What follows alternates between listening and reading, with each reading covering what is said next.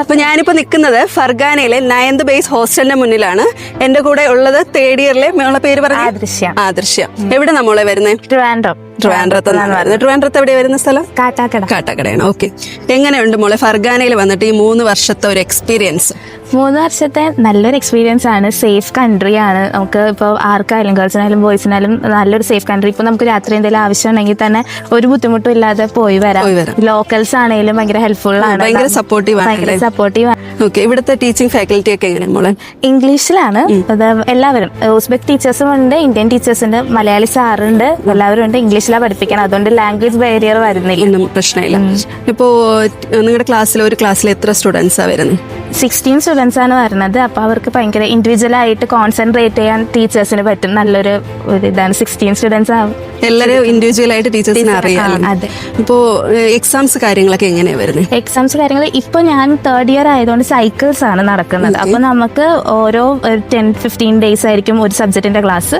അത് കഴിയുമ്പോൾ daily വൈവേണ്ട്, last final വൈവേണ്ട്, പിന്നെ സെം എക്സാം MCQ ആയിട്ടുണ്ടാവും. ഓക്കെ. ഇപ്പൊ നിങ്ങൾക്ക് കംഫർട്ടബിൾ ആണ് എക്സാംസിന്റെ കാര്യമായാലും? ഇപ്പൊ നോർമലി സ്റ്റുഡൻസ് ചോദിക്കാറുണ്ട് ഇവിടെ വന്നു കഴിഞ്ഞാൽ പാസ്സാകുമോ, അല്ലെങ്കിൽ പെട്ടെന്ന് നമുക്ക് ക്യാച്ച് ചെയ്യാൻ പറ്റുമോ പഠിപ്പിക്കുന്ന കാര്യങ്ങൾ എന്നൊക്കെ ഉള്ള ഡൗട്ട്സ് സ്റ്റുഡൻസ് ചോദിക്കാറുണ്ട്. എങ്ങനെയായിരുന്നു മോൾക്ക് ഇവിടെ വന്ന സമയമൊക്കെ? വന്നപ്പോൾ എനിക്ക് ഒരു ബുദ്ധിമുട്ടുണ്ടായിരുന്നു. ഞാൻ ഭയങ്കര ഹോംലി ഗേൾ ആയിരുന്നു. അപ്പൊ എനിക്കൊരു ബുദ്ധിമുട്ടുണ്ടായിരുന്നു. പക്ഷെ ഇവിടെ വന്ന് ഫ്രണ്ട്സിനെ കിട്ടി, ടീച്ചേഴ്സ് ആയപ്പോഴത്തേക്കും എനിക്ക് കംഫർട്ടായി. അപ്പോൾ ഇപ്പൊ പഠിക്കാനും എല്ലാം കംഫർട്ടബിൾ ആണ്. ഓക്കെ, ഇവിടെ സെലിബ്രേഷൻസ് കാര്യങ്ങളൊക്കെ എങ്ങനെയാ വരുന്നത്? ഇപ്പം നോർമലി സ്റ്റുഡൻസ് ഒരു 90% സ്റ്റുഡൻസും ചോദിക്കാറുണ്ട് എങ്ങനെയാ പുറത്ത് വരുമ്പോൾ സെലിബ്രേഷൻസ് ഉണ്ടോ, അതോ അവിടുത്തെ മാത്രമാണോ ഉള്ളത്? അതേപോലെ തന്നെ ആർട്സ് കോമ്പറ്റീഷൻ ലെവൽ, ഇപ്പോൾ സ്പോർട്സ് ആയാലും ആർട്സ് എല്ലാം ഉണ്ടോ? എങ്ങനെയാ വരുന്നത്?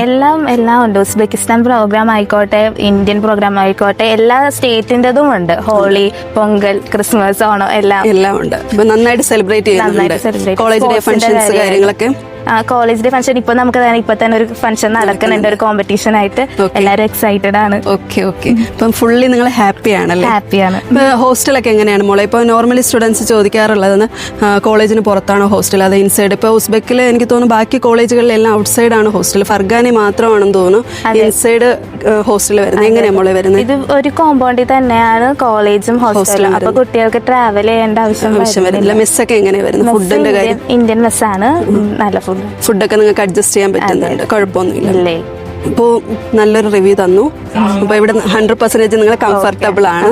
അപ്പോൾ നല്ലൊരു ലൈഫ് കിട്ടട്ടെ എന്ന് ആശംസിക്കുന്നു. All the best.